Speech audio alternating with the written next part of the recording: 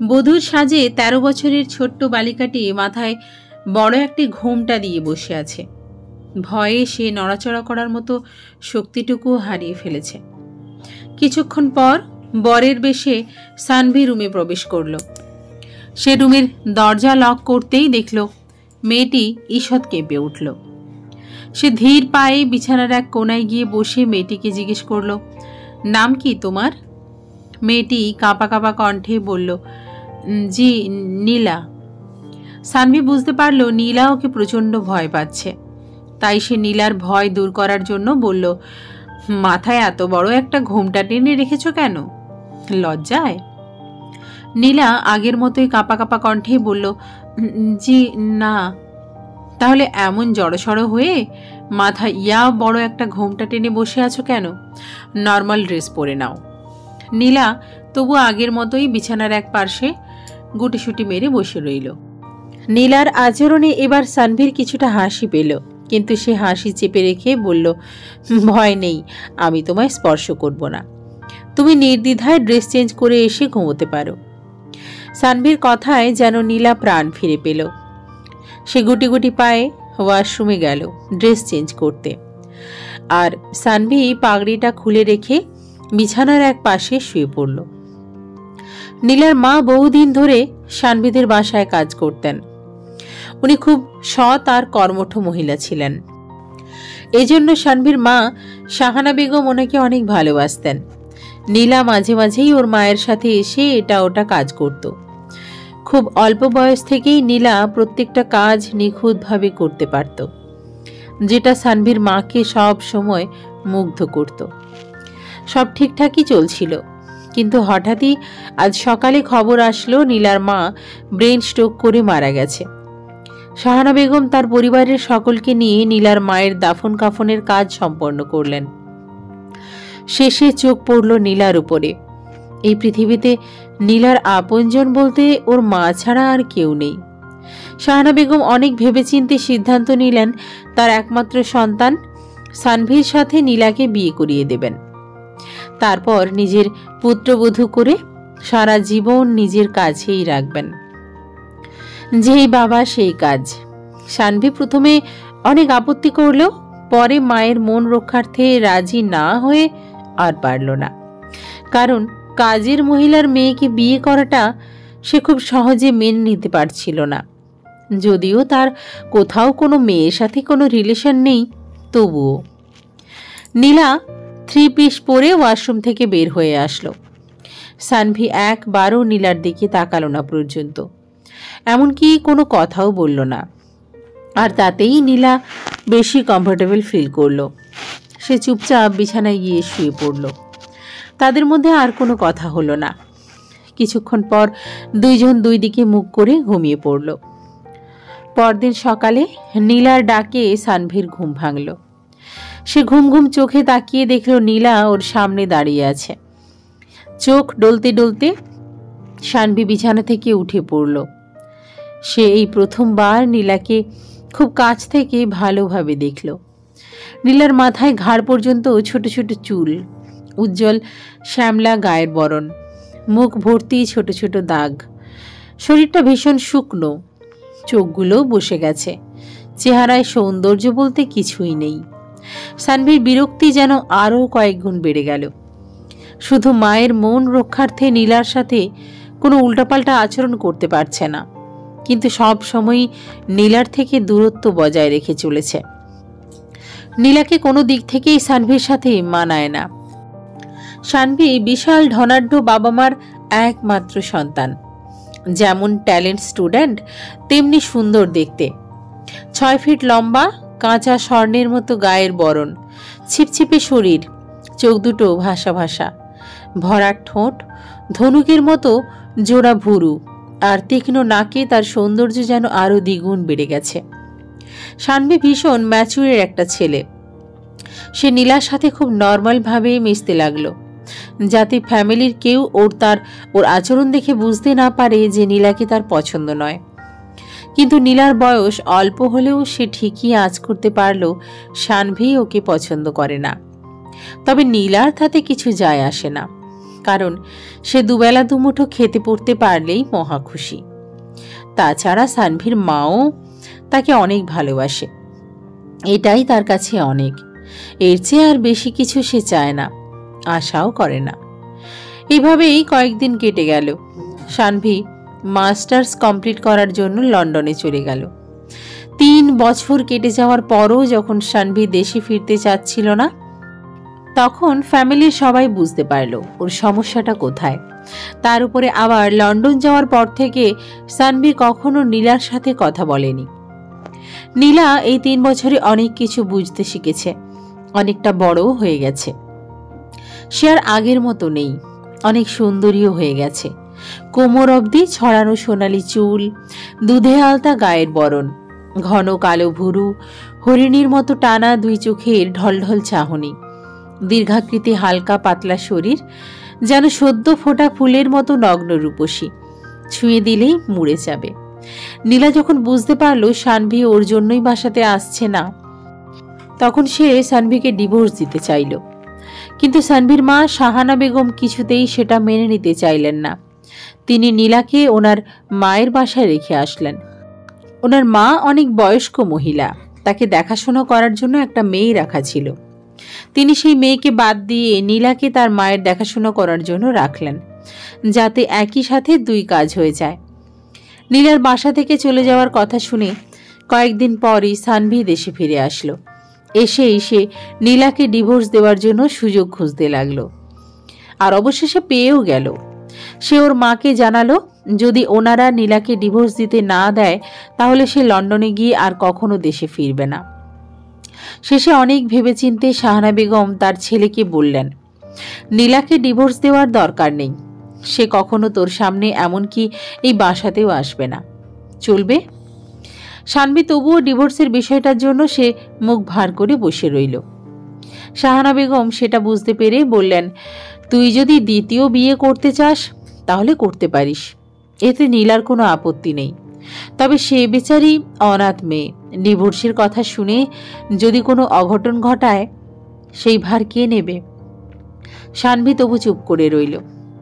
শাহানা বেগম একটা দীর্ঘশ্বাস ফেলে বললেন, সে কখনো তোর কাছে স্বামীর অধিকার চাইতে আসবে না, অমন মেয়ে সে নয়, এতটুকু আস্থা রাখতে পারিস।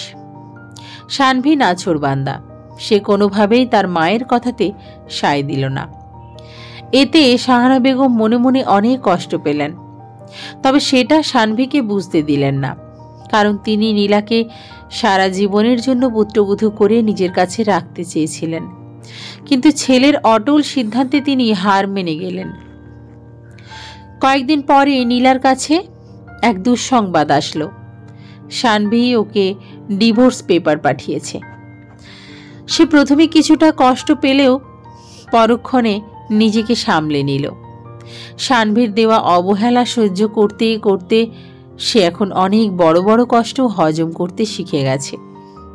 নীলা ডিভোর্স পেপারটা হাতে নিয়ে সানভিদের বাসায় রওনা দিল, কারণ সে আজ সানভিকে অনেক কিছু বলতে চায়, যেগুলো সে 3টা বছর ধরে মনের মধ্যে জমা করে রেখেছে। সানভি বাইকটা স্টার্ট করে লুকিং গ্লাসে তাকাতেই দেখল এক পরমা সুন্দরী মেয়ে মাথা নিচু করে তাদের বাসায় প্রবেশ করছে। পরনে তার হালকা আসমানি রঙের একটা শাড়ি, মাথায় আঁচল তুলে দেওয়া, হাতে একটা সাদা কাগজ। মেয়েটিকে যতক্ষণ পর্যন্ত লুকিং গ্লাসে দেখা যায় সানভি ততক্ষণ পর্যন্তই তাকিয়ে দেখল। তবে মেয়েটিকে যে সে এত নিখুঁতভাবে দেখছে সেটা কিন্তু সে বুঝতে পারছে না, কারণ সে এক দৃষ্টিতে মাটির দিকে তাকিয়ে হেঁটে যাচ্ছে। মেয়েটি যখন একদম সানভির পাশ দিয়ে হেঁটে যেতে লাগলো তখন সানভি ইচ্ছা করেই জোরে একটা হর্ন দিল, আর অমনি মেয়েটির হাত থেকে কাগজটি পড়ে গেল। সে যখনই নিচু হয়ে কাগজটি ওঠাতে গেল তখন তার মাথা থেকে আঁচল পড়ে গেল, আর সানভি চোখ ভরে তাকে দেখে নিল। সে এমন অপরূপা সুন্দরী মেয়েকে আগে কখনো দেখেনি।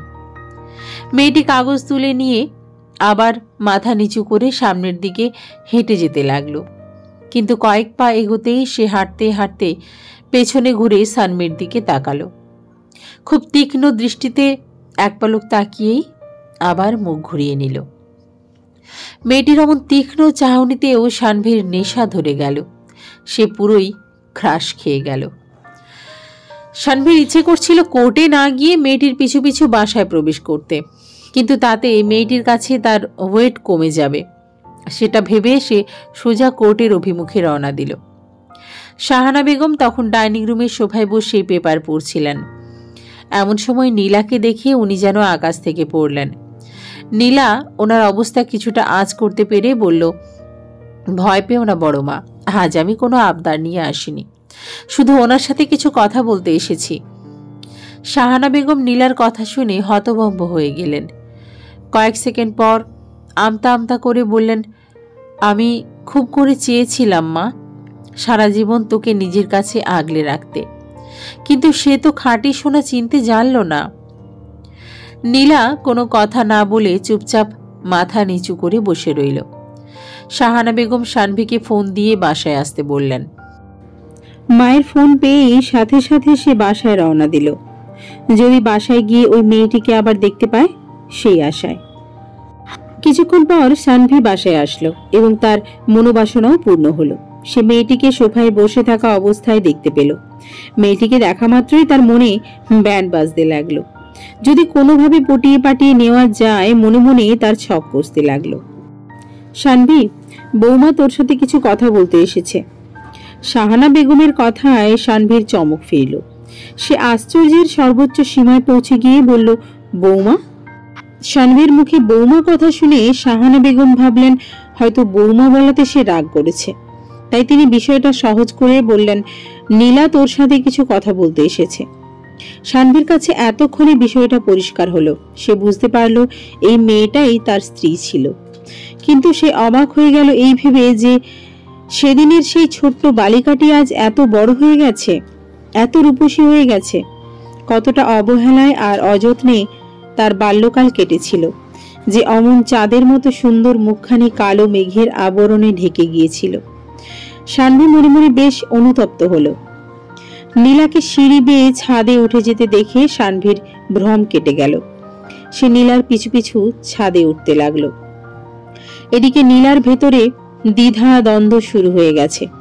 সে কি বলবে, কোথা থেকে শুরু করবে, মনে মনে সেসব আওড়ে নিতে লাগলো। সে ছাদের এক কোণায় গিয়ে দাঁড়ালো। সানভীও ধীর পায়ে ওর পিছু পিছু গিয়ে ওর থেকে সামান্য দূরে গিয়ে দাঁড়ালো। সানভীর ভেতরেও খুব অস্বস্তি বোধ কাজ করছে, কারণ সে প্রতিটা পদে পদে বুঝতে পারছে সে নীলাকে কতটা অবহেলা করেছে। নীলা কিছুক্ষণ চুপচাপ থেকে স্বাভাবিকভাবে বলতে শুরু করলো, আসলে আমি তো আপনার মতো অত বেশি পড়াশোনা করিনি, তাই বুঝতে পারছি না কোনটা বলা ঠিক হবে আর কোনটা বলা ভুল হবে। তবে আপনি তো অনেক শিক্ষিত মানুষ, আমার ভুল ত্রুটিগুলো ক্ষমার দৃষ্টিতে দেখবেন। সানভী কোনো কথা বলল না, শুধু চুপচাপ মাথা নিচু করে দাঁড়িয়ে রইল। নীলা সানভীর দিকে তাকিয়ে বলল, আমি খুব গরিব ঘরের মেয়ে, আর দেখতে অসুন্দর বলে আপনি আমার স্ত্রী হিসেবে মেনে নিতে পারেননি। তাতে আমার কোনো রাগ নেই, কারণ আপনাকে পাওয়ার মতো যোগ্যতা সত্যিই আমার নেই।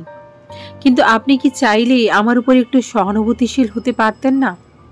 আপনাদের বাসায় খেয়ে পরে কত কুকুর বেড়াল বড় হচ্ছে, আমি তো সেইভাবেই দুবেলা দুমুঠো খেয়ে পরে থাকতাম।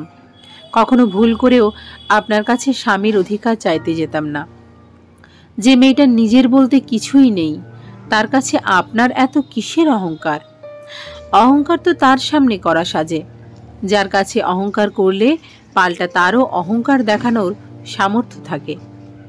শেষ কথাগুলো বলতে গিয়ে নীলার কণ্ঠ আটকে যেতে লাগলো। ঠিক কান্নার পূর্ব মুহূর্তে যেমন সবার কণ্ঠ আটকে যেতে লাগে তেমন। সানভী লজ্জায় কোনো কথা বলতে পারল না, কিন্তু তবু অহংকারের ভারে জর্জরিত হয়ে নীলার কথায় ভুরুজোড়া কুঁচকে রাখল। নীলা এবার সানভীর দিকে না তাকিয়েই বলল, অনেক কিছু বলার ছিল, কিন্তু থাক, যেখানে কোনো সম্পর্ক নেই সেখানে যত কম কথা বলা যায় ততই ভালো। আমি ডিভোর্স পেপারে স্বাক্ষর করে এনেছি। কথাটা বলেই সে কাঁপা কাঁপা হাতে ডিভোর্স পেপারটা সানভীর দিকে এগিয়ে দিল। সানভীর মন চাচ্ছিল কাগজটা ছিঁড়ে টুকরো টুকরো করে ফেলতে, নীলাকে চিৎকার করে বলতে যে সে এই ডিভোর্স মানে না, সে যা করেছে তা সব ভুল করেছে, কিন্তু না, সে কিছুই বলতে পারল না, তার অহংকারের জোরে, ইগোর জোরে। কাগজটা নিন। শানভি হাত বাড়িয়ে কাগজটা নেওয়ার সময় এক পলক নীলার দিকে তাকালো। সে দেখল নীলার চোখ রক্ত জবার ন্যায় লাল হয়ে আছে, চোখ ভর্তি পানি টলমল করছে। নীলা ভেবেছিল শানভি হয়তো ওকে দেখে সবকিছু ভুলে যাবে, আবার সবকিছু আগের মতো হয়ে যাবে, কিন্তু না, শানভির মুখে অনুতপ্তের ছাপ ফুটে উঠলেও মুখ ফুটে তা বের হলো না। শানভি বুঝতে পারছে নীলা ওকে এখনো চায়, কিন্তু সে নিজের ইগো আর অহংকারের জোরে একটা সরি বলার সাহসটুকুও পাচ্ছে না। শানভিকে চুপ থাকতে দেখে নীলা নিজের থেকে আর কোনো কথা না বলে চলে যেতে লাগলো, কিন্তু কয়েক পা ফেলতেই সে থেমে গেল। নীলাকে থেমে যেতে দেখে শানভির বুকে যেন আশার সঞ্চার হলো। সে মনে মনে চাইল নীলা ঘুরে এসে ওকে বলুক সে ডিভোর্স দিতে রাজি না, তারপর শানভি আর কোনো ঝামেলা করবে না, সাথে সাথে ওকে স্ত্রী হিসেবে মেনে নেবে। শানভি মনে মনে এইসব জল্পনা কল্পনা করতেই দেখল নীলা ওর খুব কাছাকাছি এসে দাঁড়িয়েছে। ওর চোখে পানি টলমল করছে, একটু ছোঁয়া পেলেই যেন শ্রাবণের মেঘ ধারার মতো ঝরে পড়বে। নীলা মাথা নিচু করে কাঁপা কাঁপা কণ্ঠে বলল, আমি কি আপনাকে একবার জড়িয়ে ধরতে পারি? কথাটা বলার সাথে সাথেই নীলার চোখ বেয়ে পানি ঝরতে লাগলো। শানভি একটু এগিয়ে যেতেই নীলা ওকে খুব শক্ত করে জড়িয়ে ধরে বলল, আমি ভেবেছিলাম আমার চেহারা খারাপ ছিল, তাই জন্য আপনি আমায় পছন্দ করেন না, স্ত্রী হিসেবে মানেন না। সেই জন্য আমি কত যত্নে নিজেকে একটু একটু করে সাজিয়ে গুছিয়ে নিয়েছি, কিন্তু না, আমার ধারণা ভুল ছিল, আমি আপনার যোগ্যই না। এবার শানভির মুখ ফুটল, সে ধীর গলায় বলল, এইসব নিয়ে কথা বাড়িয়ে আমায় আর ছোট করিও না প্লিজ। নীলা শানভির গলা থেকে এক হাত নামিয়ে নিয়ে ওর চোখে চোখ রেখে বলল, আপনি জানেন আমি আপনার কথা রোজ কতবার ভাবতাম? কতবার? যতবার আমি নিঃশ্বাস নিতাম ঠিক ততবার, কিন্তু আফসোস সেই 3 বছরের মধ্যে আপনার হাতে 1 সেকেন্ডের জন্য সময় হয়নি আমার জন্য। কথাটা বলেই সে সানভিকে ছেড়ে দিল। সানভি মনে মনে অবাক হয়ে গেল, মেয়েটাকে সে দিনের পর দিন ইগনোর করে গেছে, সেই মেয়েই কিনা তাকে দিনের পর দিন একটু একটু করে ভালোবেসে ফেলেছে। নিজেকে সে অনেক ভাগ্যবান মনে করলো, কিন্তু মুখ ফুটে কিছু বলতে পারল না। এটাই সানভির বড় প্রবলেম, আত্ম অহংকারে একদম গাছের মগডালে উঠে বসে থাকবে, মুখ ফুটে কিছু বলবে না, কিন্তু ভেতর ভেতর কাঙ্ক্ষিত বস্তুটি পাওয়ার জন্য কুড়ে কুড়ে মরবে। অস্বাভাবিক কোনো আচরণ করবে না ঠিকই, কিন্তু নিজের জেদ পূরণ করতে গিয়ে অনেক দুঃসাধ্য কাজও সহজ সাধ্য করে ফেলবে। তার এসব চুপচাপ নীরবতা নীলার কাছে ভীষণ কষ্টকর হয়ে দাঁড়ালো। সে মুহূর্তের মধ্যেই শানভির দিকে অগ্নিদৃষ্টি নিক্ষেপ করে বলল, ভয় নেই, আমি যদি গলে পচে মাটির সাথে মিশেও যাই তবু কখনো আপনার কাছে স্বামীর অধিকার চাইতে আসবো না, কখনো না। ভালো থাকবেন। কথাটা বলেই সে দ্রুত পায়ে চলে যেতে লাগলো। শানভির উত্তরের অপেক্ষা করার মতো ধৈর্য আজ তার শেষ হয়ে গেছে। নিচে যেতেই শাহানা বেগম নীলার হাতটা খপ করে ধরে বললেন, তুই আমায় কথা দে মা, রাগের মাথায় উল্টাপাল্টা কিছু করবি না। নীলা কিছুক্ষণ পর একটা দীর্ঘশ্বাস ফেলে বলল, তুমি আমায় নিয়ে একদম চিন্তা করো না বড় মা, দেখবে একদিন আমি ঠিকই নিজেকে গুছিয়ে নিতে পেরেছি। নীলা আর বিন্দুমাত্র দেরি না করে চলে যেতে লাগলো। সানভি সিঁড়ি বেয়ে নিচে নামতেই দেখল নীলা খুব দ্রুত গতিতে চলে যাচ্ছে। ওর মাথায় কোনো কিছু কাজ করছে না। সোজা রুমে গিয়ে সশব্দে দরজাটা লাগিয়ে দিয়ে শুয়ে পড়ল। নীলা ট্যাক্সি করে ওর বান্ধবী জেসিকার বাসায় চলে গেল। জেসিকা ওর ছোটবেলার বান্ধবী, সে অনেক ধনী ঘরের মেয়ে, পেশায় একজন ফ্যাশন ডিজাইনার। নীলা ওর কাছে গিয়ে সবকিছু খুলে বলল। সব শুনে সে একগাল হেসে বলল, এ আবার কি সমস্যা, আমার সাথেই খাবি দাবি থাকবি, নো প্রবলেম। আর তোকে আমি ফ্যাশন ডিজাইনিং এ সব কাজ শিখিয়ে দেব, তুই তো হাতের কাজে অনেক এক্সপার্ট, খুব সহজেই সবকিছু আয়ত্ত করতে পারবি, স্যালারিও অনেক বেশি। নীলা কৃতজ্ঞতায় মুখ লাল করে বলল, আমি কখনোই ভাবিনি জেসি তুই আমায় এত ভালোবাসিস, লাভ ইউ। পরে যেন আমায় আবার ভুলে যাস না, তাহলেই হবে। নীলা খুশিতে কান্না করে ফেলল। সে জেসিকাকে জড়িয়ে ধরে বলল, তোর এই উপকার আমি সারা জীবন মনে রাখব। 2 দিন পরের ঘটনা। সানভি অলরেডি নীলার ঠিকানা কালেক্ট করে ফেলেছে। শুধু এতটুকুই নয়, নীলার পেছনে ওর ফ্রেন্ড শিয়ামকে ডিটেকটিভ হিসেবে লাগিয়ে রেখেছে। নীলা কখন কোথায় যায়, কি করে, সবকিছু শিয়াম ফলো করে ওকে বলে দেয়। এই কাজের জন্য অবশ্য শিয়ামকে সে বেশ মোটা অঙ্কের টাকা দিয়েছে। দুপুরে গোসল সেরে সানভি মাত্র খেতে বসেছে। এরই মধ্যে শিয়ামের ফোন আসলো। সে রিসিভ করতেই ওপাশ থেকে শিয়াম বলল, দোস্ত, ভাবির সাথে যে মালটা আছে না, সে তো হেব্বি চাল জানে দেখছি। ভাবিকে নিয়ে শপিং মলে এসেছে, সাথে একটা ছেলেকেও এনেছে। তুই কি আসবি? লোকেশন অন কর, আমি এখনই রওনা দিচ্ছি।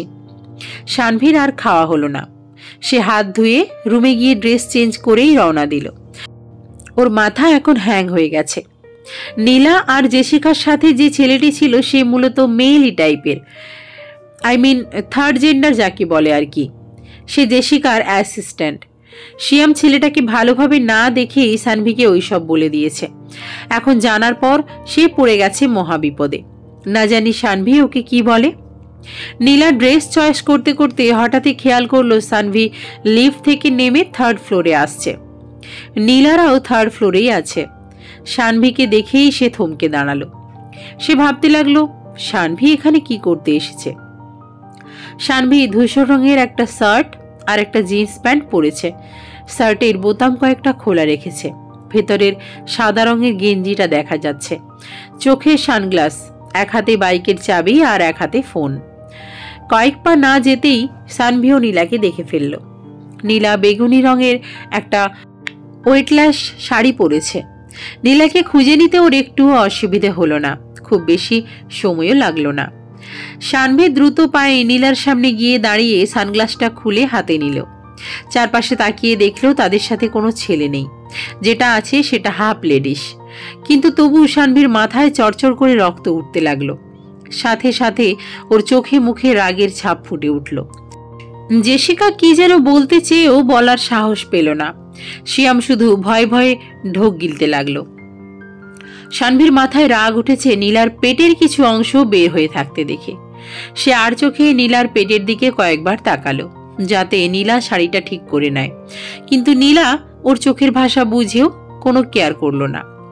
সে জেসিকাকে হাত ধরে টেনে নিয়ে চলে যেতে লাগলো। এতে সানভির রাগের চূড়ান্ত সীমায় পৌঁছে গেল। সে নীলার বাম হাতটা শক্ত করে চেপে ধরে বলল, সমস্যা কি তোমার? ইদানিং খুব সাহস হয়েছে দেখছি। কান খুলে শুনে রাখো, এমন কিছু করো না যাতে আমার সহ্যের সীমা অতিক্রম হয়ে যায়। সানভির কথায় নীলা প্রচন্ড রেগে গেল। সে দাঁতে দাঁত চেপে বলল, আমায় নিয়ে মাথা ঘামানোর কোনো রাইট আপনার নেই, হাত ছাড়ুন। নীলার কথা শুনে সানভির রাগে আগুন হয়ে গেল। সে নীলার দিকে অগ্নিদৃষ্টি নিক্ষেপ করে বলল, আমায় কিন্তু বেশি রাগিয়ে দিও না, না হলে খুব খারাপ হয়ে যাবে। নীলা সানভির চেয়েও দ্বিগুণ বেশি রেগে গেল। সে এক ঝটকায় সানভির হাতের মুঠা থেকে নিজের হাতটা খুলে নিল। সাথে সাথে এক হাত দিয়ে সানভির মাথার পেছনের চুলগুলো শক্তভাবে মুষ্টিবদ্ধ করে ধরল। তারপর তীক্ষ্ণ চাহনিতে সানভির চোখে চোখ রেখে বলল, তোকে খুব বেশি রাগিয়ে দিলে তুই আমার কি করবি? হ্যাঁ? সানভি কিছু একটা বলতে যাবে, তার আগেই নীলা ওর ঠোঁটে গভীরভাবে একটা কিস করল। সানভি তো চারিদিকে এক পলক তাকিয়ে পুরাই হাঁ করে দাঁড়িয়ে রইল। এদিকে নীলা বিন্দুমাত্র কাল বিলম্ব না করে জেসিকাকে নিয়ে চলে যেতে লাগলো। শিয়াম ঢোক গিলতে গিলতে বলল, এটা কি হলো রে মামা? তো ঠোঁটের তো পুরাই ঘন্টা বাজিয়ে দিল। সানভি ওর হাত দিয়ে ঠোঁট দুটো মুছে নিয়ে চলে যেতে লাগলো। শিয়ামের সাথে কোনো কথা বলল না। নীলা বাসায় যেতে যেতে সিদ্ধান্ত নিল সে কিছুদিনের মধ্যেই একটা ছেলের সাথে রিলেশন করে সানভিকে উচিত শিক্ষা দেবে। এদিকে সানভিও মনে মনে সিদ্ধান্ত নিল সে অন্য একটা মেয়ের সাথে টাইম পাস করে নীলাকে উচিত শিক্ষা দেবে। সানভির ধারণা সে নীলার রূপে মুগ্ধ হয়ে তার প্রেমে পড়ে গেছে, তার প্রতি দুর্বল হয়ে পড়েছে। তাই সে প্রথমেই একটা সুন্দরী জিএফ খুঁজতে লাগলো এবং খুব তাড়াতাড়ি পেয়েও গেল। ওর ফুফাতো বোন রিশা যেমন ধনির দুলালি তেমনি হায়ার এডুকেটেড। দেখতে নীলার চেয়েও সুন্দরী। সানভীর মনের মধ্যে ব্যান্ড বাজতে লাগলো, কারণ সে এবার নীলাকে আচ্ছা করে শিক্ষা দিতে পারবে। কিন্তু নীলা সেসবের কিছুই করল না। সে ভাবতে লাগলো সানভীর সাথে টক্কর দিতে যাওয়াটা তার বোকামি হবে। এমনিতেই তার বয়স কম, তার উপরে আবার বাবা মা কেউ নেই, মাথার উপরে কোনো ছাতা নেই, নিজের দেখভাল নিজেকেই করতে হয়। এত সমস্যার মধ্যে সানভীর সাথে টক্কর দিতে গিয়ে নিজের পায়ে নিজেই কুড়ুল মারার কি দরকার? বরং সে চুপচাপ নীরব হয়ে থাকার সিদ্ধান্ত নিল। সানভী যদি ওকে ভালোবাসে তাহলে ওর চুপচাপ নীরবতায় সানভীকে উচিত শিক্ষা দেবে। 10/8/2016 জেসিকাদের বাসা রাজশাহীর কাজলাতে। রাজশাহী রেলওয়ের দিকে ওদের নিজস্ব ফ্যাশন হাউস আছে। নীলা সেখানে গিয়ে নিয়মিত কাজ শিখতে লাগলো, আর বাড়তি ঘোরাঘুরি একদম বন্ধ করে দিল। তাই সিয়ামেরও রুটিন মোতাবেক ডিউটি পড়ে গেল। রোজ কাজলা থেকে রেলগেট, রেলগেট থেকে কাজলা, বাড়তি কোনো দৌড়াদৌড়ি নেই। বেশ ফুরফুরি মেজাজি আছে সে। কিন্তু সানভীর ধৈর্যের বাঁধ ভেঙে যেতে লাগলো, কারণ সে যে রিশার সাথে রিলেশন করছে সেটা নীলাকে সরাসরি দেখাতে পারছে না। সেই অধৈর্যতা তাকে তিলে তিলে মারছে। তবে সানভীকে খুব বেশি দিন অপেক্ষা করতে হলো না। 17/8/2016 জেসিকা তার এক্স বয়ফ্রেন্ডের সাথে মিট করার জন্য নীলাকে সাথে করে নিয়ে গেল নিউ মার্কেটের এক রেস্টুরেন্টে। ওর বয়ফ্রেন্ড তুর্য আগে থেকেই সেখানে বসে ওয়েট করছিল, তাই সেই রেস্টুরেন্টে গিয়েই তুর্যের সাথে আলাপচারিতা শুরু করে দিল, আর নীলা চুপচাপ মাথা নিচু করে সেগুলো শুনতে লাগলো। জেসিকার উচ্চতা খুব কম হওয়ায় তুর্যের ফ্যামিলি ওকে পুত্রবধূ হিসেবে পছন্দ করেনি, যে কারণে তুর্য ওর সাথে ব্রেকআপ করেছিল। কিন্তু এখন সে আবার জেসিকার উচ্চতা স্বাভাবিকের চেয়ে একটু বেশি কম, 3.5 ফিটের মতো। নীলার সাথে তার বন্ধুত্ব হওয়ার পেছনে অবশ্য এই কারণটা প্লাস পয়েন্ট বলা যেতে পারে। নীলাদের বাসা ছিল রাজশাহীর তালাইমারিতে। সেই সূত্রে দুজনের বাসা প্রায় পাশাপাশি হয়ে যায়।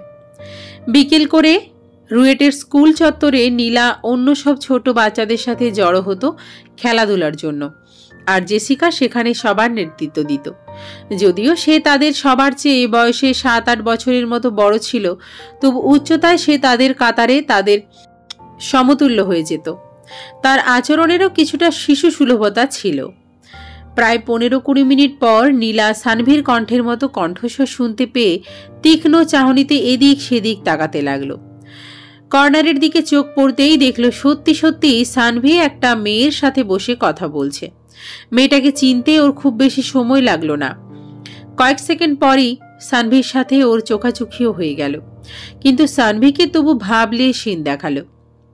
দৃশ্যটা দেখার পর থেকে নীলার বুকের ভেতর মোচড় দিতে লাগলো, মাথাটাও ঝিমঝিম করতে লাগলো।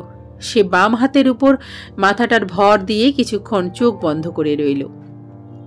সানভী আর চোখে নীলাকে প্রথম থেকেই দেখছিল। সে নীলার এক্সপ্রেশন দেখে খুশি হওয়ার বদলে কিছুটা বিষণ্ণ হয়ে গেল, কারণ সে ভেবেছিল নীলা ওকে দেখে হয়তো রেগে যাবে। কিন্তু না, সে নীলার মুখে কোনো প্রকার রাগের ছাপ দেখতে পেল না, বরং তার চোখে মুখে এক প্রকার মর্মাহত হয়ে পড়ার ছাপ দেখতে পেল।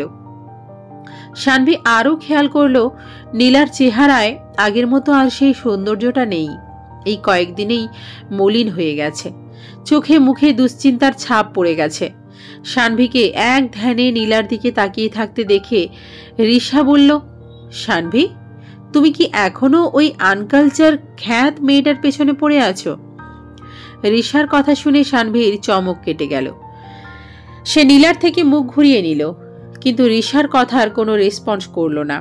এতে রিশা কিছুটা বিরক্তি নিয়ে বলল, মামি নির্ঘাত সেকেলের মানুষ, তাই অমন নিচু ফ্যামিলির একটা মেয়ের সাথে তোমার বিয়ে দিয়েছিল।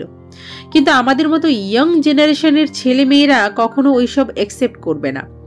তুমি যেটা করেছো সেটা একদম ঠিক করেছো বেবি। অ্যান্ড ইউ নো, আমি তোমায় ছোটবেলা থেকে কতটা লাভ করি, আর ওই খ্যাত মেয়েটার থেকে আমি সব দিক থেকে অনেক উচ্চে আছি। You know that, right? Sanvi এবারও রিশার কথার কোনো রেসপন্স করল না। সে ভুরু জোড়া কুঁচকে ফোনের দিকে তাকিয়ে রইল, ওর চোখের সামনেই এখন নীলার থেকেও সুন্দরী, হায়ার এডুকেটেড, ধনির দুলালি মেয়ে রিশা বসে আছে। তবু সেদিকে ওর কোনো মনোযোগ নেই। সে মেসেজে শিয়ামের সাথে চ্যাট করছে। শিয়াম নীলাদের পেছনের টেবিলে বসে আছে। নীলা কখন কি বলছে, তুর্য কতবার নীলার দিকে তাকাচ্ছে, এই সব কিছু সে সানভিকে মেসেজ করে বলছে, আর সানভি সেগুলো খুব মনোযোগ দিয়ে পড়ছে।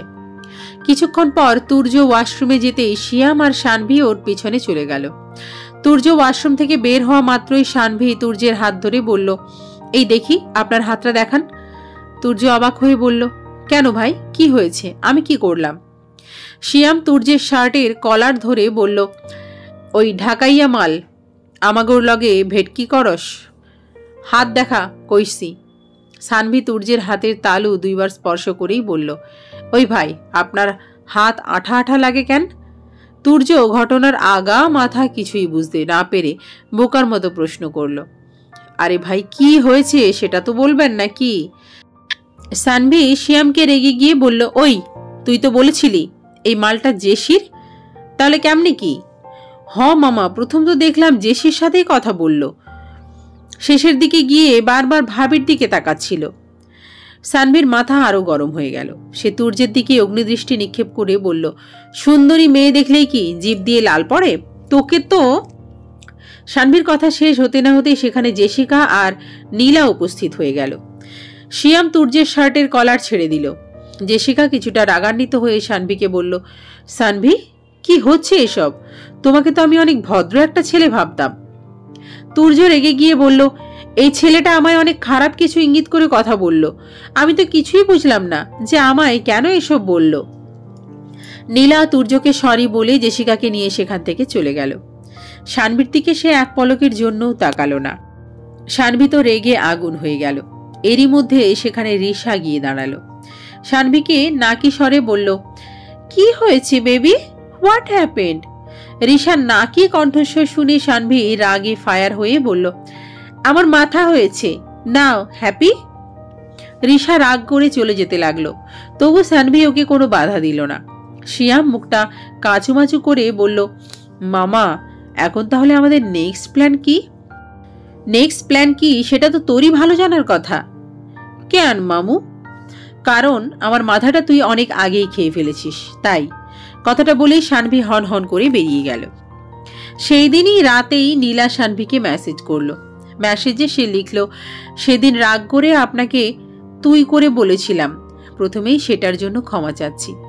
আপনার সাথে পাল্লা দিয়ে চলার মতো মন মানসিকতা বা সামর্থ্য কোনোটাই আমার নেই। জেসি আমায় থাকতে পড়তে দিয়েছে। আপনি দয়া করে পরবর্তীতে এমন কিছু করিয়েন না যাতে সে আমার প্রতি বিরক্ত হয়ে যায়। ভালো থাকবেন, বাই। সানভি তখন বাইকে ছিল, তাই সে মেসেজটা পড়তে পারেনি। রুমে গিয়ে মেসেজটা দেখতেই ওর খুব খারাপ লাগা কাজ করলো। নিজের বোকামির জন্য মনে মনে নিজেই নিজেকে গালি দিতে লাগলো। সে যে কাজগুলো আগে ভুল করেও করতো না, এখন সেগুলো ইচ্ছে করেই করছে। তার উপরে আবার নীলাকে শুধু শুধু মাঝখান থেকে কষ্ট দেওয়ার প্ল্যান করছে, যেটার কোনো মানেই হয় না। সে বুঝতে পারলো সে যা করছে তার চেয়ে বড় কোনো বোকামি আর হয় না।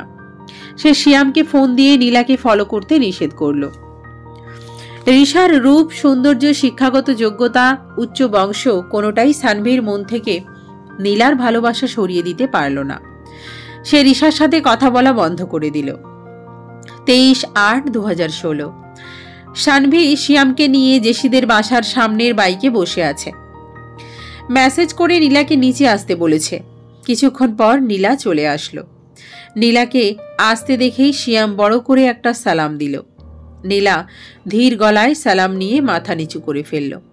সানভি বাইক থেকে নেমে নীলার খুব কাছাকাছি দাঁড়িয়ে শান্তভাবে বলল, আই এম সরি নীলা, অনেক ভেবে দেখলাম তোমার সাথে যা করেছি তা অন্যায় করে ফেলেছি।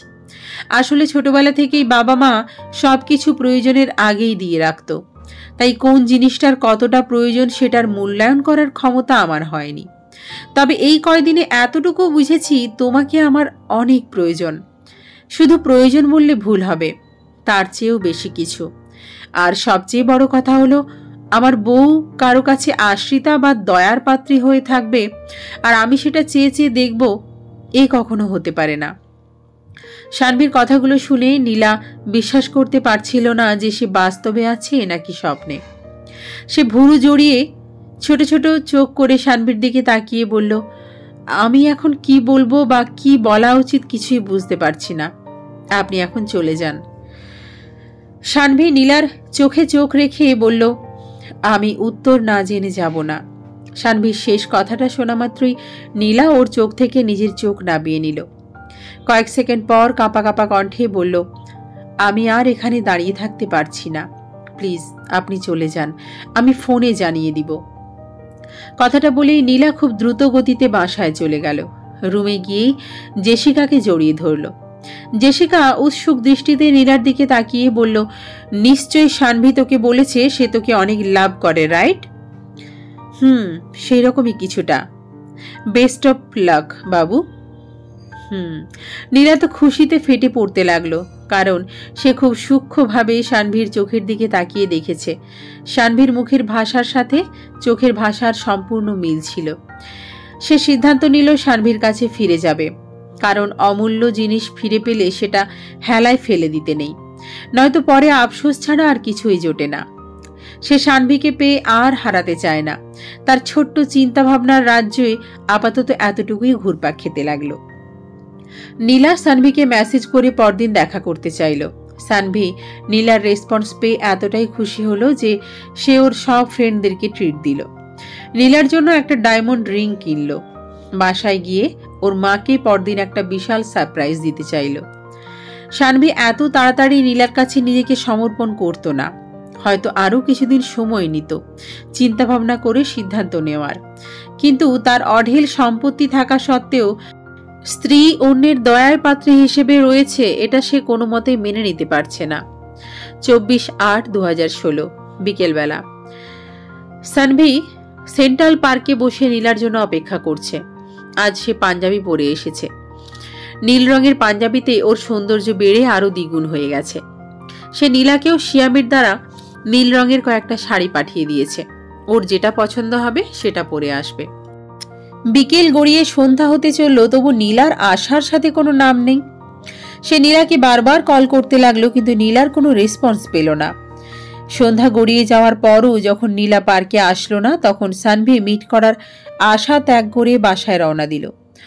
অর্ধেক রাস্তা না যেতেই ওকে জেসিকা ফোন করলো। সানভী সাথে সাথে ফোনটা রিসিভ করলো। ওপাশ থেকে জেসিকা কাঁপা কাঁপা কণ্ঠে বলল, সানভী, নীলা কি তোমার সাথে আছে? সানভী বাইক থামিয়ে উত্তেজিত হয়ে বলল, না, কেন? নীলা বাসায় নেই। আসলে ওর ফোন থেকে শুরু করে সকল জিনিসপত্র রুমে আছে, শুধু ওই নেই। তুমি প্লিজ একটু আমাদের বাসায় আসো, সামনাসামনি কথা হবে। সানভী শিয়ামকে নিয়ে প্রায় বিদ্যুৎ বেগে জেসিকাদের বাসায় পৌঁছল। সে নীলার রুমে গিয়ে দেখল তার পাঠানো শাড়িগুলো বেডের উপর পড়ে আছে। বালিশের পাশে ফোনটা উল্টো করে রাখা আছে। আলনায় ওর পরনের কাপড়গুলো গুছিয়ে রাখা আছে। রুমে বিশেষ তেমন কিছু অগোছালো চোখে পড়ল না। সবকিছুই ঠিকঠাকভাবে রাখা আছে। সানভী তীক্ষ্ণ দৃষ্টিতে পুরো গোটা রুম পর্যবেক্ষণ করেও কোনো ইস্যু খুঁজে পেল না। তাই সে উদ্গ্রীব হয়ে জেসিকাকে বলল, কতক্ষণ থেকে সে নেই? জেসিকা কাঁদো কাঁদো হয়ে বলল, দুপুরে বাইরে যাওয়ার সময় আমি ওকে দেখে গিয়েছিলাম। তখন সে চুল বাঁধছিল। সন্ধ্যার একটু আগে এসে দেখি সে নেই। দরজা কি লক করা ছিল? হ্যাঁ, দরজা বাহির থেকে লক করা ছিল। আমি ওকে পুরো বাসা তন্ন তন্ন করে খুঁজেছি। ওর পরিচিত যে দুইজন একজনকে আমি জানি তাদের কাছেও নক করেছি, কিন্তু কেউ ওর বিষয়ে কিছু বলতে পারছে না। শেষে বাধ্য হয়ে তোমার কাছে নক করলাম। সানভী নীলার ফোন হাতে নিয়ে দেখল কল লিস্টে শুধু ওর আর জেসির নাম্বার আছে। সানভীর চোখে মুখে স্পষ্টভাবে দুশ্চিন্তার ছাপ ফুটে উঠল। সে শিয়ামকে নিয়ে নীলার পরিচিত প্রত্যেকটা জায়গায় তন্ন তন্ন করে খুঁজতে লাগলো, কিন্তু কোথাও নীলার হদিশ খুঁজে পেল না। শেষে বাধ্য হয়ে থানায় ডায়েরি করে বাসায় রওনা দিল। রাত প্রায় 10টার দিকে সানভী বাসায় চলে আসলো। শাহানা বেগম তখন কিচেনে রান্নাবান্না নিয়ে ব্যস্ত ছিলেন, তাই সানভীর আগমন তার দৃষ্টিপাত হলো না। সানভী রুমে গিয়েই দরজায় লক করে দিল। সোফার উপর বসে বাম হাত দিয়ে কিছুক্ষণ শক্ত করে কপাল চেপে ধরে রাখল। আবেগের অতিমাত্রায় চলে গেলে মানুষের যেমন স্বাভাবিক সেন্স হারিয়ে যায়, সানভীর সাথেও ঠিক তেমনি হলো। অনেক চেষ্টা করেও সে কান্না থামাতে পারল না। নীলার কথা মনে হতেই সে হাউমাউ করে কাঁদতে লাগলো।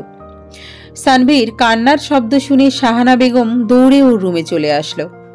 ভেতর থেকে দরজা লক করা থাকায় সানভীর নাম ধরে ডাকতে লাগলো, কিন্তু সানভীর সেদিকে কর্ণপাত নেই। সে ছোট বাচ্চাদের মতো করে একটানা কাঁদতে লাগলো। কিছুক্ষণ পর সানভীর বাবা এসে দরজা নক করার পর সে খুলে দিল। চোখ দুটো তার রক্ত জবার মতো লাল হয়ে আছে। সে দরজা খুলেই ওর মাকে জড়িয়ে ধরে কাঁদতে লাগলো। সানভীর বাবা অবাক হয়ে জিজ্ঞেস করলো, কি হয়েছে তোমার, আমায় বলো। শাহানা বেগমও একই কথা জিজ্ঞেস করলেন। কিছুক্ষণ পর সানভী কান্না থামিয়ে বলল, নীলাকে কোথাও খুঁজে পাওয়া যাচ্ছে না। শাহানা বেগম খুব স্বাভাবিকভাবে বললেন, তাতে আমাদের কি, মাথার উপর থেকে বোঝাটা নেমে গেছে, আল্লাহর কাছে শুকরিয়া আদায় কর। সানভী অভিমান করে বলল, তুমি কাকে বাইরের মানুষ বলছো মা? নীলাকে? সে কিভাবে বাইরের মানুষ হয়? অত কিছু আমি জানি না। তুই যদি ফের ওই হতচ্ছাইটার কথা তুলিস তাহলে কিন্তু আমি আর এই বাসায় থাকবো না। আর হ্যাঁ, তুই ভুলে যাস না যে তোর কথা মতোই কিন্তু সব কিছু হয়েছিল। কথাগুলো বলেই শাহানা বেগম হনহন করে তার রুমে চলে গেল। সানভী ওর বাবার 2 হাত ধরে বলল, আমি জানি বাবা, যা কিছু হয়েছে সব আমার কথাতেই হয়েছে, কিন্তু তাই বলে তোমরা এখন আমার ভুলটাকেই সঠিক বলে শুধরে নেবে? আমাকে আমার ভুলের প্রায়শ্চিত্ত করতে দেবে না? সানভীর বাবা খুব ভেবে চিন্তে কথা বলতে লাগলেন। তুমি তো জানো, তোমার বিয়ের ব্যাপারটা তোমার মা নিজের দায়িত্বে নিজের ঘাড়ে তুলে নিয়েছিল, কিন্তু তোমার কিছু বোঝার ভুলে সে তার দায়িত্ব পালনে অক্ষম হয়ে এখন ভীষণ রেগে আছে। তাই আপাতত নীলার বিষয়টা এখন না ওঠানোই ভালো হবে। কথাগুলো বলেই সানভীর বাবাও ওনার রুমে চলে গেলেন। সানভী সেদিন রাতের খাবার না খেয়েই সারা রাত কাটিয়ে দিল। 2/9/2016। বিগত কয়েকদিন থেকে সানভীর ঘুম, নাওয়া, খাওয়া সব বন্ধ হয়ে গেছে। সে খুব ভোরে বাসা থেকে বের হয়ে রাত 11টা-12টা পর্যন্ত তার চেনা জানা প্রত্যেকটা জায়গায় নীলাকে তন্ন তন্ন করে খুঁজে থাকে। বাসার কারোর সাথে ঠিকমতো কথাও বলে না। রিশা যদি একটু আধটু কথা বলার সুযোগ খোঁজে তাহলে সানভীর চোখ মুখের চাহনি দেখেই সে ভয়ে কথা বলার স্বাদ হারিয়ে ফেলে। সানভীর মেজাজ খুব খিটখিটে হয়ে গেছে, নর্মাল কথাতেও সে রেগে যায়। 7/9/2016। শাহানা বেগম সানভীকে প্রায় ব্ল্যাকমেল করার মতো করে রিশাকে বিয়ে করতে রাজি করিয়েছেন। তিনি সানভীকে বলেছেন যদি সে বিয়েতে রাজি না হয় তাহলে উনি সুইসাইড করবেন। 11/9/2016। আজ সানভীর বিয়ে। এই কয়দিনে তার নীলার উপর যথেষ্ট রাগ আর অভিমান জমা হয়ে গেছে। সে বিয়েতে সম্মতি জানানোর পূর্ব মুহূর্তে শুধু একটা কথাই ভেবেছে, যদি নীলা ওকে সত্যিই ভালোবাসত তাহলে কখনোই ওকে ফেলে এভাবে হারিয়ে যেত না। সানভী সারাদিন ঘুমিয়ে ঠিক সন্ধ্যার দিকে উঠে পড়ল। গোসল সেরে বরের বেশে ঝিম মেরে বসে রইল। প্রথমবারের মতোই এবারও তার মনে কোনো আনন্দের রেশ নেই। বাসায় রিশার ফ্যামিলির কিছু লোকজন, সিয়াম, জেসিকার ফ্যামিলির কিছু লোকজন আর সানভীর ফ্যামিলির সদস্যরা ছাড়া বাহিরের কোনো লোকজন নেই। সানভীর বাসাতেই বিয়ের কাজ সম্পন্ন হলো। জাস্ট পাত্রপাত্রীকে শুধু আলাদা রুমে রেখে কবুল নেওয়া হয়েছে। সানভী অবশ্য একবারও জানতে চায়নি কেন রিশার বাসাতে বিয়ের কাজ সম্পন্ন করা হলো না। সেদিকে তার কোনো আগ্রহ নেই। তার মাথায় এখন শুধু একটা চিন্তাই ঘুরপাক খাচ্ছে, কখন রাত পেরিয়ে ভোর হবে আর কখন সে দেশের বাইরে পাড়ি জমাবে। প্রায় মাঝরাতের দিকে সানভী বাসর ঘরে প্রবেশ করল। যদি ওর রুমে বাসর সাজানো না হতো তাহলে সে বাসর ঘরে ভুল করেও প্রবেশ করত না। এসেই সে ওর প্রয়োজনীয় জিনিসপত্র গোছগাছ করতে শুরু করলো। কাপড় চোপড় থেকে শুরু করে কাগজপত্র সব। বেডের দিকে সে ভুল করেও তাকালো না। সবাই জেগে ওঠার আগেই সে খুব ভোরে বাসা থেকে বের হবে।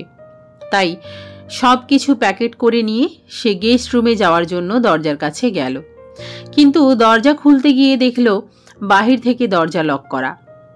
রাগে সে চিৎকার চেঁচামেচি করতে চাইল, কিন্তু ভদ্রতা বজায় রাখতে গিয়ে সেগুলো কিছুই করতে পারল না। এতক্ষণ পর সে বেডের দিকে তাকালো, আর তাকাতেই সে কিছুটা চমকে গেল। নীলা যেমন বাসর রাতে বড় একটা ঘোমটা টেনে বসেছিল, রিশাও তেমনি একটা বড় ঘোমটা টেনে বসে আছে। তার চেয়েও বেশি অবাক করার বিষয় হলো, সেদিন নীলার পরনে যে শাড়ি ছিল, আজ রিশার পরনেও সেই একই শাড়ি। তবু সানভীর সেই দিকে কোনো ইন্টারেস্ট নেই। সে চুপচাপ সোফায় গিয়ে শুয়ে পড়ল। একটু পর ওর মা আর রিশার মা একটা গ্লাসে করে শরবত নিয়ে রুমে প্রবেশ করল। সানভি শোয়া থেকে উঠে বসল। রিশার মা সানভির হাতে শরবতের গ্লাসটা দিয়ে বলল, নাও বাবা, এটা আগে তুমি খাও, তারপর ওকে খাওয়াও। সানভি মুখটা কাচুমাচু করে ঢোক গিলতে গিলতে গ্লাসটা হাতে নিল। এক চুমুক খেয়েই সে রিশার কাছে গেল। রিশার ঘোমটাটা তুলতেই সে যেন আকাশ থেকে পড়ল, সাথে গ্লাসটাও হাত থেকে পড়ে গেল। এই যে নীলা! সানভি ফ্যাল ফ্যাল করে নীলার দিকে তাকিয়ে রইল। তারপর এক এক করে সবাই রুমে আসলো। রিশা, জেসি, শিয়াম, মূলত এই তিনজনেরই প্ল্যানটা ছিল। কিছুক্ষণ পরে সানভির ঘোর কেটে গেল। সে রিশাকে একটা বড় করে ধন্যবাদ জানিয়ে দিল। সবাই কিছুক্ষণ সানভিকে জ্বালিয়ে রুম থেকে বেরিয়ে গেল। সানভি দরজা ভেতর থেকে লক করে দিল। নীলা সানভিকে দেখে ভয়ে মুখ আমতা আমতা করে বলল, আমি কিছু কিন্তু করিনি। সানভি একটা তৃপ্তির হাসি হেসে বলল, নো প্রবলেম, আমিও জানি কিভাবে সবকিছু সুদে আসলে বুঝে নিতে হয়। কথাটা বলেই সে রুমের লাইট অফ করে দিল। নীলা ঢোক গিলতে গিলতে বলল, ওই রুমের লাইট অফ করলে কেন? সানভি শয়তানি হাসি দিয়ে বলল, সরি মাই ডার্লিং, রুমের লাইটে আমারও কোনো আপত্তি নেই। সানভির কথা শুনে নীলা তো পুরোই ফাটা বেলুনের মতো চুপসে গেল।